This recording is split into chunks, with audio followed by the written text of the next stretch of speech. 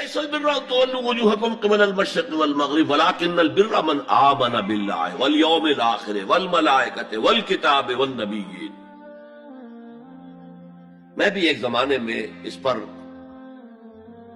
کچھ متردد سا ہوتا تھا، کچھ سوچتا تھا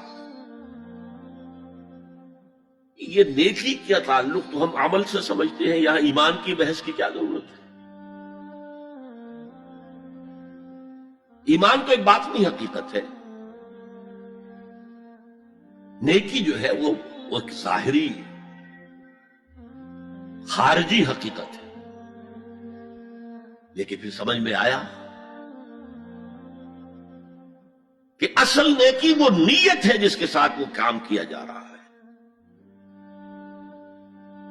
اگر خیرات بانٹی جا رہی ہے، جھگیوں میں جا کر نہلے کچیلے بچوں کو گود میں لے کر اپنی سفید اشکروں کو بھی خراب کیا جا رہا ہے، اور معلوم ہے کہ یہ اس لیے کر رہا ہے کہ آئندہ الیکشن میں کھڑا ہونا ہے، تو کوئی ہے جو کہے گا کہ یہ نیکی ہو رہی ہے؟ کام تو بظاہر بڑی نیکی کا کام ہے. نیکی کے لیے شرط اول اللہ پر ایمان ہے، اس کی موٹیویشن لو آف گاڈ، جس کے سوا اگر کوئی اور موٹیو ہے، اگر دنیا میں شہرت چاہیے، اگر اس نیکی کے ذریعے سے بھی مال کمانے کا معاملہ ہے، دھندا ہے، نیکی کے پردے میں دھندا ہو رہا ہے، وہ نیکی نہیں ہے، چاہے ظاہری اعتبار سے وہ بہت بڑی نیکی ہو. تو سب سے پہلا مسئلہ نیت کا ہے، نیت کا ہے، نیت کا ہے. کس ارادے کے تحت یہ نیکی کی جا رہی ہے، کیا مقصود ہے، کیا مطلوب ہے. چنانچہ نوٹ کیجئے، اکثر محدثین نے اپنے جو مجموعے مرتب کیے احادیث کے، ان میں پہلی آیت کون سی، پہلی حدیث کون سی لاتے ہیں؟ حضرت عمر رضی اللہ تعالیٰ عنہ سے روایت ہے، انما الاعمال بالنیات، نیکیوں کا، نیک اعمال کا دار و مدار نیتوں پر ہے. وانما لکل امرئ ما نوى، ہر شخص کو وہی کچھ ملا گا جس کی اس نے نیت کی ہوگی. فمن كانت ہجرته الى اللہ ورسولہ فہجرته الى اللہ ورسولہ، جو کوئی ہجرت کر رہا ہے، مکے میں گھر بار چھوڑ کر جا رہا ہے، اپنے وطن کو ترک کر کے جا رہا ہے مدینے کی طرف، صرف اللہ اور رسول کے لیے، اس کی ہجرت اللہ اور اس کے رسول کے لیے.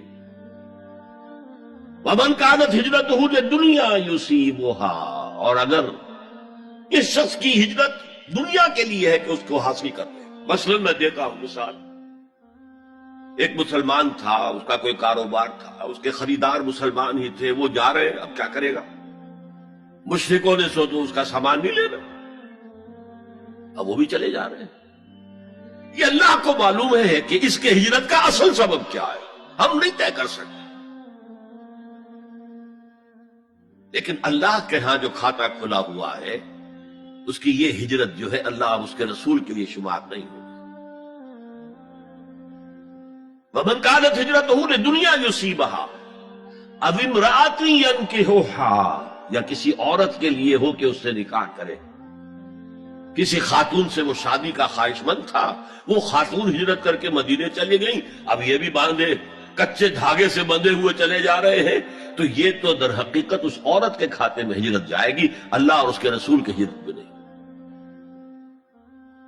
تو اصل شے یہ ہے، نیکی کا وہ کام جس کا ظاہر بھی نیکی کا ہو اور باطن بھی ہو، کہ موٹیویشن صرف اللہ کی رضا ہو، اللہ کی محبت اور اللہ کی رضا کا حصول. یہ ہے پازیٹو موٹیو.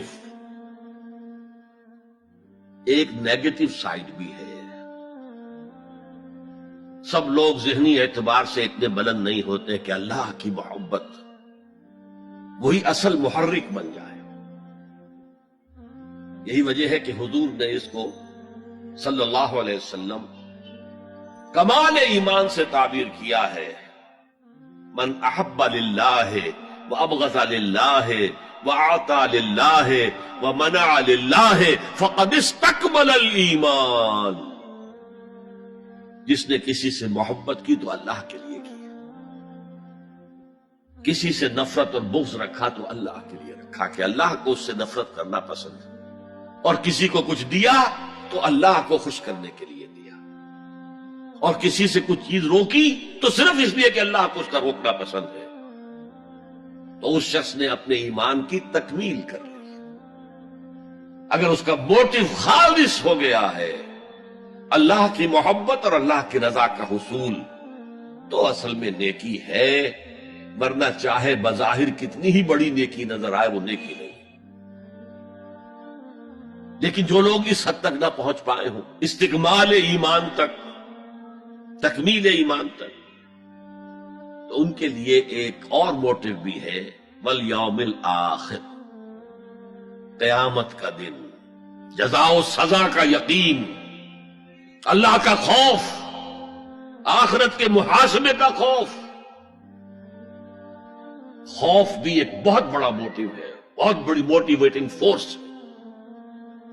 اب میں یوں کہوں گا کہ اگر کسی عمل کا محرک ہے صرف اللہ کی محبت، اس کی رضا کا حصول اور آخرت کی نجات، تو وہ نیکی ہے۔ اگر یہ نہیں ہے، کوئی وطن پرست ہے، وطن کی محبت کی وجہ سے کوئی نیک کام کر رہا ہے، اس کا وہ کام وطن پرستی کے کھاتے میں جائے گا، خدا پرستی کے کھاتے میں نہیں جائے گا۔ کوئی قوم پرست ہے، اپنے قوم کی محبت میں کچھ کر رہا ہے،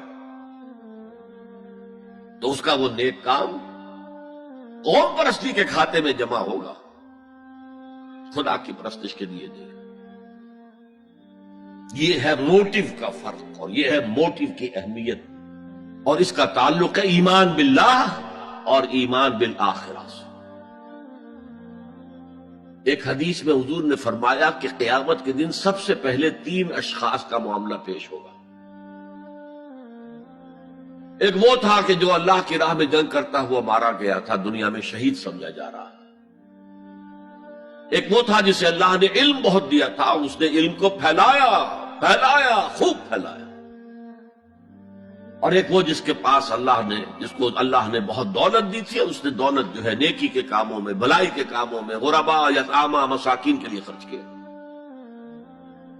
اب اللہ پوچھے گا ان شہید صاحب سے کہ دیکھو میں نے تمہیں صحت دی تھی، جسمانی قوت دی تھی، تم نے کیا کیا؟ وہ کہے گا اے اللہ میں نے تیرے لیے قتال کیا اور اپنی جان دے دی۔ اللہ فرمائے گا کذبتا، تو نے جھوٹ بولا، انک قد قاتلت لأن یقال جریء، تو نے تو اس جنگ میں حصہ لیا تھا اس لیے کہ تیری شجاعت کا ڈنکا بج جائے، تیری جرأت کی شہرت ہو جائے۔ وقد قیلا، وہ کہا جا چکا، اب یہاں تمہارے لیے کچھ نہیں ہے۔ اور فرشتوں کو حکم ہوگا اور اوندے منہ گھسیٹتے ہوئے اس کو جہنم میں ڈال دیں۔ یہی حشر ہوگا اس عالم کا، تو نے وہ نیکی کا کام کیا تھا، لأن یقال عالم، کہا جا چکا دنیا میں، ڈنکا بج چکا تمہاری شہرت کا۔ اب اس میں نوٹ کیجئے، اگر کسی عالم کے علم کا ڈنکا بج جائے، اس کی اپنی نیت وہ نہیں تھی تو اس کے اندر کوئی خرابی نہیں ہے۔ یہاں معاملہ نیت کا ہے۔ اگر نیت یہ ہو کہ میرے علم کی شہرت ہو جائے، میرے ہاتھ چومے جائیں، مجھے نذرانے پیش کیے جائیں، تو پھر وہی حشر اس کا ہوگا کہ اوندھے منہ گھسیٹ کر جہنم میں ڈال دیا جائے۔ یہی حشر اس سخی کا ہوگا جس نے سخاوت کی تھی، جس کی سخاوت کے ڈنکے بج گئے تھے، اس کا بھی یہی حشر ہوگا۔ تو انما الاعمال بالنیات، اور یہاں نیکی کی بحث میں سب سے پہلے وَلَٰكِنَّ الْبِرَّ بِرُّ مَنْ آمَنَ بِاللَّهِ وَالْيَوْمِ الْآخِرِ،